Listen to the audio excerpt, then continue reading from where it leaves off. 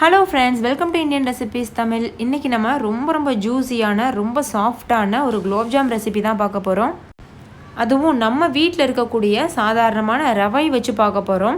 இது நீங்கள் ரவை வச்சு தான் பண்ணிங்கன்னு யாருமே கண்டுபிடிக்க முடியாது. அவ்வளோத்துக்கும் டேஸ்ட்டாக ரொம்ப ஜூஸியாக இனிப்பாக ரொம்பவே சூப்பராக இருக்கும். ஸோ கண்டிப்பாக ட்ரை பண்ணி பாருங்கள். இந்த ரெசிபி பண்ணுறதும் ரொம்ப ஈஸி. பிகினர்ஸ் கூட இந்த ரெசிபி பண்ணிடலாம். நம்ம நார்மலாக கடையில் வாங்கி பண்ணுற குலோப்ஜாம் கூட வெடிப்பாக வரும். சில டைம் பாகை உறிஞ்சாது.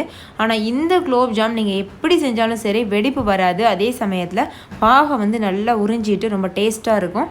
ஸோ வாங்க இந்த ரெசிபி எப்படி செய்கிறதுன்னு வீடியோக்குள்ளே போய் பார்க்கலாம். இந்த ரெசிபி பண்ணுறதுக்கு ஃபஸ்ட்டு நம்ம சுகர் சிரப் செஞ்சிடலாம். அதுக்கு ஒரு கடாயில் 2 கப் அளவுக்கு சர்க்கரை சேர்த்துக்கோங்க. 2 கப் அளவு தண்ணி சேர்த்துக்கோங்க. சேர்த்துட்டு இதை ஒரு 5லேருந்து 10 நிமிஷம் நல்லா கொதிக்க விடுங்க. சீனி கரைஞ்சதுக்கு அப்புறமா 5லேருந்து 10 நிமிஷத்துக்கு நல்லா கொதிக்க விடுங்க.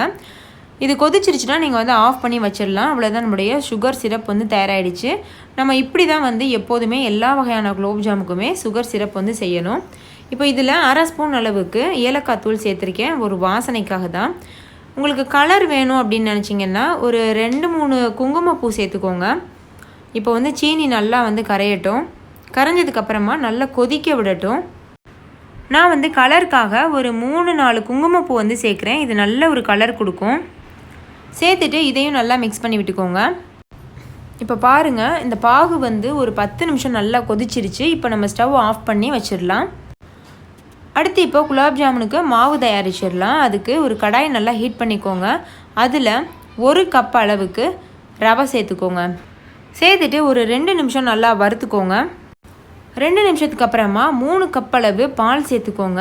1 கப் ரவைக்கு 3 கப் அளவு பால், இதுதான் ரேஷியோ. சேர்த்துட்டு இதையும் நல்லா மிக்ஸ் பண்ணிக்கோங்க. இப்போ லோ ஃப்ளேமில் வச்சே நீங்கள் மிக்ஸ் பண்ணுங்கள், இல்லைன்னா டக்குன்னு ரவை கட்டிப்பட்டுரும். அதனால் லோ ஃப்ளேமில் வச்சுட்டு மிக்ஸ் பண்ணிக்கோங்க. அடுத்து இது கூட ஒரு 1/4 கப் அளவுக்கு சீனி சேர்த்துக்கோங்க, வெள்ளை சர்க்கரை. சேர்த்துட்டு அதையும் நல்லா கலந்து விட்டுக்கோங்க. அதுக்கப்புறமா ஒரு 1/4 கப் அளவுக்கு பால் பவுடர் சேர்த்துக்கோங்க. பால் பவுடர் உங்கள்கிட்ட இல்லைன்னா ஸ்கிப் பண்ணிக்கோங்க. ஆனால் இது சேர்த்திங்க அப்படின்னா ரொம்ப சாஃப்டாக வரும் குலோப்ஜாம். அதுக்காக தான் நம்ம சேர்க்குறோம். இப்போ பாருங்கள், ஒரு 10 நிமிஷம் நல்லா லோ ஃப்ளேமில் வச்சு கிளறினேன். எப்படி கெட்டிப்பட்டுருச்சு பாருங்கள். இந்த சமயத்தில் நீங்கள் ஹை ஃப்ளேமில் வச்சுட்டு ஒரு 2 நிமிஷம் மிக்ஸ் பண்ணாலே போதும், நல்லா கெட்டிப்பட்டுரும். கெட்டியானதுக்கப்புறமா 1 ஸ்பூன் அளவுக்கு நெய் சேர்த்துக்கோங்க. சேர்த்துட்டு நல்லா மிக்ஸ் பண்ணிக்கோங்க. இப்போது இந்த அளவு கெட்டியானது போதும். நம்ம ஸ்டவ் ஆஃப் பண்ணிடலாம். ஆஃப் பண்ணிவிட்டு இது நல்லா ஆற வச்சுருங்க. ரொம்ப நல்லா ஆறி இருக்கணும். அப்போ தான் நம்ம பிசைகிறதுக்கு கரெக்டாக இருக்கும். ஆறுனதுக்கப்புறமா நம்ம சப்பாத்தி மாவு மாதிரி கையில் வச்சு நல்லா பிசையணும். இப்போ பாருங்கள், நல்லா ஆறிடுச்சு. இதை நம்ம லைட்டாக கையில் நெய் தடவிக்கிட்டு பிசைய ஆரம்பிக்கலாம். நெய் தடவாமல் பிசைஞ்சிங்க அப்படின்னா கையில் ஒட்டும். அதுக்காக கொஞ்சம் போல் நெய் தடவிக்கோங்க. தடவிட்டு நல்லா பிசைங்க. எப்போதும் நம்ம சப்பாத்திக்கு மாவு பிசையும்ல, கோதுமை மாவு, அது போல தான். இப்போ நல்லா பிசைஞ்சாச்சு. நம்மளுடைய குலோப்ஜாம் மாவும் தயாராகிடுச்சு. கையில் கொஞ்சம் போல் நெய் தடவிட்டு சின்ன உருண்டையாக எடுத்து உருட்ட ஆரம்பிங்க. கொஞ்சம் கூட விரிசல் இல்லாமல் நல்லா உள்ளங்கையில் வச்சுட்டு நல்லா உருட்டிக்கோங்க. இப்போ பாருங்கள், இந்த மாதிரி நம்ம எப்போதும் நார்மலாக குலோப்ஜாமுனுக்கு உருட்டுவோம்ல, அந்த மாதிரி தான் கையில் ப்ரெஸ் பண்ணி அழுத்தி நல்லா வட்டமாக உருட்டிக்கோங்க. உருட்டி இதே போல் மீத இருக்க எல்லா உருண்டைகளையும் நம்ம உருட்டி வச்சிடலாம். பாருங்கள், எல்லா மாவையும் நான் உருண்டைகளாக உருட்டி வச்சுட்டேன். எவ்வளோ சூப்பராக இருக்குது பாருங்கள், வெடிப்பு இல்லாமல். இப்போ இந்த சமயத்தில் எண்ணெயை நல்லா காய வச்சாச்சு. எண்ணெய் நல்லா காஞ்சிருச்சு. இதில் நம்ம செய்து வச்சுருக்க உருண்டைகளை போட்டு பொரித்து எடுத்துடலாம். ஒன்றா நிதானமாக போடுங்க.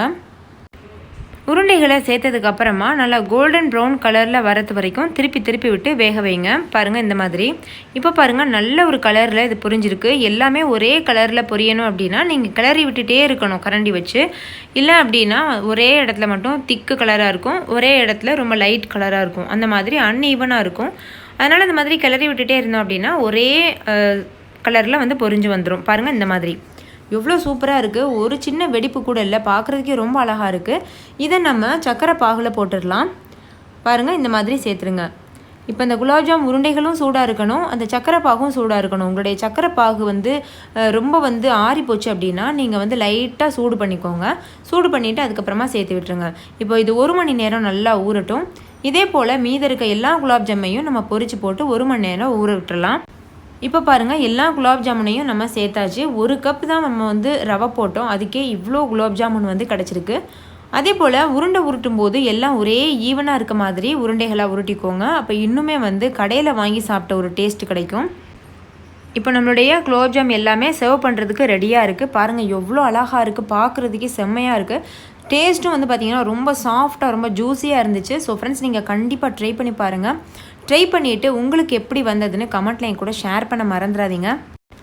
இது எவ்வளோ சாஃப்டாக இருக்குது நீங்களே பாருங்கள். அப்படியே அந்த பால் வந்து பார்த்திங்கன்னா அப்படியே தொடுறதுக்கு அவ்வளோ சாஃப்டாக இருக்குது. இப்போ லைட்டாக வந்து உடச்சி காமிக்கிறேன் பாருங்கள். வாவ், அவ்வளோ ஜூஸியாக நல்லா சாஃப்டாக இருக்குது. நீங்களே பார்த்துருப்பீங்க இவ்வளோ சாஃப்டாக ஜூஸியாக இருந்ததுன்னு சொல்லி. ஸோ கண்டிப்பாக நீங்கள் ட்ரை பண்ணி பாருங்கள். இந்த வீடியோ உங்கள் எல்லாருக்கும் ரொம்ப பிடிச்சிருக்குன்னு நம்புகிறேன். பிடிச்சிருந்தால் லைக் பண்ணுங்கள், உங்கள் ஃப்ரெண்ட்ஸ் கூட நிறைய ஷேர் பண்ணுங்கள். ஸோ அவங்களும் பார்த்து பயன்பெறுவாங்க. இன்னொரு சூப்பரான ரெசிபியோட நான் உங்களை சந்திக்கிறேன். அதுக்கு முன்னாடி நம்ம சேனலை சப்ஸ்கிரைப் செய்யாத நண்பர்கள் இந்த வீடியோ கீழே இருக்க ரெட் கலர் சப்ஸ்கிரைப் பட்டனை கிளிக் பண்ணி சப்ஸ்கிரைப் பண்ணுங்கள். கூடவே இருக்க பெல் சிம்பலையும் கிளிக் பண்ணுங்கள். தேங்க்யூ, பாய்.